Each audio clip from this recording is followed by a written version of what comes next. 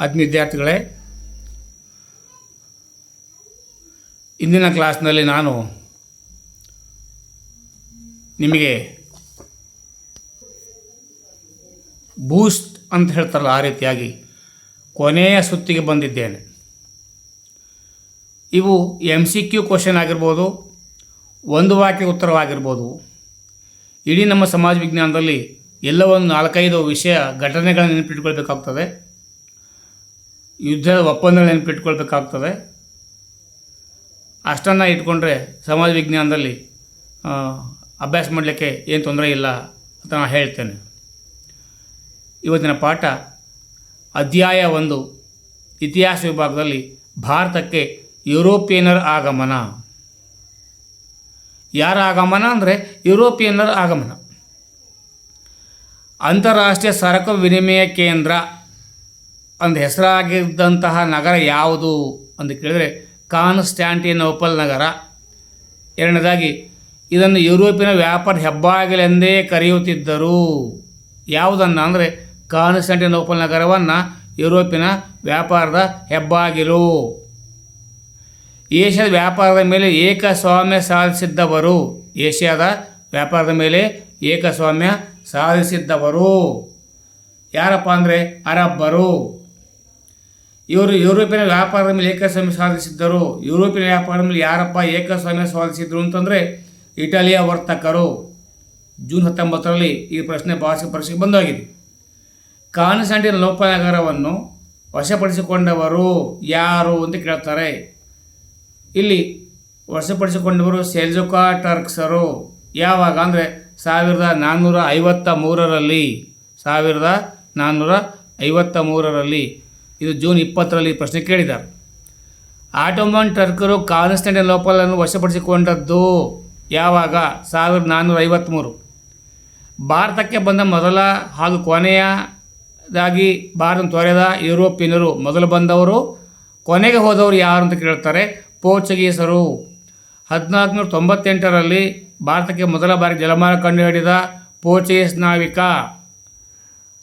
April 22ರಲ್ಲಿ ಕೇಳಿದರೆ Vasco D ಗಾಮ. ಭಾರತದಲ್ಲಿ Portuguese ಸಾಮ್ರಾಜ್ಯದ ನಿಜವಾದ ಸ್ಥಾಪಕ ಯಾರು? Alfonso de Albuquerque. ನೀಲಿ ನೀರಿನ ನೀತಿ ಜಾರಿಗೆ ತಂದವರು ಫ್ರಾನ್ಸಿಸ್ಕೋ ಡಿ ಅಲ್ಮೇಡಾ. ರಾಜ್ಯ ಪೂರ್ವ ಸಿದ್ಧತಾ ಪರೀಕ್ಷೆ 2020ರಲ್ಲಿ ಈ ಪ್ರಶ್ನೆ ಕೇಳಿದ. ಕೇರಳದಲ್ಲಿ ಯಾವ ಸಂಸ್ಥಾನ ಆಡಳಿತ ನಡೆಸುತ್ತಿತ್ತು? ವೈನಾಡು. ವೈನಾಡು ಸಂಸ್ಥಾನ ಆಡಳಿತ ನಡೆಸಿದ ರಾಜ ಯಾರು? ಮಾರ್ಥಾಂಡ. ಈಸ್ಟ್ ಇಂಡಿಯಾ ಕಂಪನಿ ಸ್ಥಾಪನೆಯಾದದ್ದು 1602ರಲ್ಲಿ. ಡಚ್ಚರು ಏಷ್ಯಾದಲ್ಲಿ ವಶಪಡಿಸಿಕೊಂಡ ಆಸಕ್ತರಾಗಿದ್ದವರು ಯಾರು? ಇಂಗ್ಲೀಷರ ಏಳಿಗೆ. ಮೊಘಲರ ದೊರೆ ಜಹಾಂಗೀರನ ಆಸ್ಥಾನಕ್ಕೆ ಭೇಟಿ ಇತ್ತ ಇಂಗ್ಲೀಷ್ ರಾಯಭಾರಿ ಸರ್ ಥಾಮಸ್ ರೋ. ಇಂಗ್ಲೀಷರಿಗೆ ಭಾರತದ ವ್ಯಾಪಾರ ಅನುಮತಿ ನೀಡಿದ ಮೊಘಲರ ದೊರೆ ಜಹಾಂಗೀರ್. ಭಾರತದಲ್ಲಿ ಇಂಗ್ಲೀಷರ ಮೊದಲ ವ್ಯಾಪಾರ ಮಳಿಗೆ. ಭಾರತದಲ್ಲಿ ಇಂಗ್ಲೀಷರ ವ್ಯಾಪಾರದ ಮೊದಲ ಮಳಿಗೆ ಸೂರತ್. ಬ್ರಿಟಿಷರು ಮದ್ರಾಸ್ನಲ್ಲಿ ಕಟ್ಟಿದ ಕೋಟೆ ಸೇಂಟ್ ಜಾರ್ಜ್ ಕೋಟೆ. ಫೋರ್ಟ್ ವಿಲಿಯಂ ಕೋಟೆ ಕಟ್ಟಿದ ಸ್ಥಳ ಕಲ್ಕತ್ತಾ. ಭಾರತದಲ್ಲಿ ಬ್ರಿಟಿಷ್ ಈಸ್ಟ್ ಇಂಡಿಯಾ ಕಂಪನಿ ಸ್ಥಾಪನೆಯಾದ ವರ್ಷ 1600. ರಾಜಕುಮಾರ 2ನೇ ಚಾರ್ಲ್ಸ್ ಈಸ್ಟ್ ಇಂಡಿಯಾ ಕಂಪನಿಗೆ ನೀಡಿದ ನಗರ ಮುಂಬಯಿ. ಭಾರತದ ಫ್ರೆಂಚರ ಪ್ರಥಮ ದಾಸ್ತಾನು ಮಳಿಗೆ Surat. French East India Company ಸ್ಥಾಪನೆಯಾಗಿದ್ದು 1664ರಲ್ಲಿ. 1ನೇ ಕರ್ನಾಟಕ ಯುದ್ಧ ಕೊನೆಗೊಳ್ಳಲು ಕಾರಣವಾದ ಒಪ್ಪಂದ ಎಕ್ಸ್ ಲಾ ಚಾಪೆಲ್. 2ನೇ ಕರ್ನಾಟಕ ಯುದ್ಧ ಕೊನೆಗೊಳ್ಳಲು ಕಾರಣವಾದ ಒಪ್ಪಂದ ಪಾಂಡಿಚೇರಿ. 3ನೇ ಕರ್ನಾಟಕ ಯುದ್ಧ ಕೊನೆಗೊಳ್ಳಲು ಕಾರಣವಾದ ಒಪ್ಪಂದ ಪ್ಯಾರಿಸ್. ಭಾರತದಲ್ಲಿ ಫ್ರೆಂಚರ ರಾಜಧಾನಿ ಪಾಂಡಿಚೇರಿ. ಅದು ವ್ಯಾಪಾರ ಪ್ರಮುಖ ಕೇಂದ್ರ ಪಾಂಡಿಚೇರಿ. ರಾಜ್ಯ ಪೂರ್ವ ಸಿದ್ಧತಾ ಪರೀಕ್ಷೆಯಲ್ಲಿ ಬಂದಿತ್ತು 2022ರಲ್ಲಿ. ಫ್ರೆಂಚರು ಮತ್ತು ಬ್ರಿಟಿಷರ ನಡುವೆ ನಡೆದ ನಿರ್ಣಾಯಕ ಕದನ ವಾಂಡಿವಾಶ್ ಕದನ. ದಸ್ತಕ್ಕೆಂದರೆ ಮೊಘಲರು ಬಂಗಾಳದಲ್ಲಿ ಮುಕ್ತ ವ್ಯಾಪಾರ ಮಾಡಲು ಕಂಪನಿಗೆ ನೀಡಿದ ಪರವಾನಗಿ ಪತ್ರ.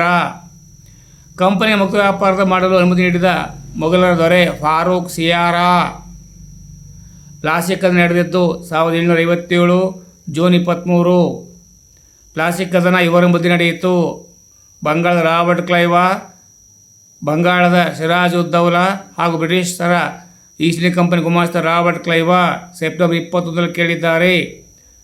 ಬಕ್ಸರ್ ಕದನ ಇವರ ಮಧ್ಯೆ ನಡೆಯಿತು. ಮೀರ್ ಕಾಸಿಂ ನೇತೃತ್ವದ 3 ಸಂಯುಕ್ತ ಸೇನೆಗಳು ಮತ್ತು ಬ್ರಿಟಿಷರ ಹೆಕ್ಟರ್ ಮನ್ರೋ ಮಧ್ಯೆ ನಡೆಯಿತು. ಬಂಗಾಳದ ದ್ವಿಪ್ರಭುತ್ವ ಜಾರಿಗೆ ತಂದವರು ರಾಬರ್ಟ್ ಕ್ಲೈವ ಜೂನ್ 20 ಕೇಳಿದ್ದಾರೆ. ಭಾರತದಲ್ಲಿ ಫ್ರೆಂಚರ ಅಸ್ತಿತ್ವ ಕಳೆದುಕೊಳ್ಳಲು ಕಾರಣವಾದ ಯುದ್ಧ 3ನೇ ಕರ್ನಾಟಕ ಯುದ್ಧ. ಬ್ರಿಟಿಷರ ಸುತನತಿ, ಕಲ್ಕತ್ತಾ, ಗೋವಿಂದಪುರ ಎಂಬ 3 ಹಳ್ಳಿಗಳನ್ನು ಇವರಿಂದ ಪಡೆದುಕೊಂಡರು. ಬಂಗಾಳದ ರಾಜ್ಯಪಾಲರಿಂದ ಪಡೆದುಕೊಂಡರು. ಸುತನತಿ, ಕಲ್ಕತ್ತಾ, ಗೋವಿಂದಪುರ ಪಡೆದುಕೊಂಡರು. ವಾಸ್ಕೋಡಿಗಾಮ ತಲುಪಿದ ಭಾರತದ ಸ್ಥಳ ಕೇರಳದ ಕಲ್ಲಿಕಡ ಸಮೀಪದ ಕಪ್ಪತ್ತಗುಡ್ಡ, ಕಾಪಾಡ್. ನಾವು ಇಂಗ್ಲೀಷ್ನ ಹೇಳ್ತೀವ ಹಾಗೆ ಕಾಪಾಡ್.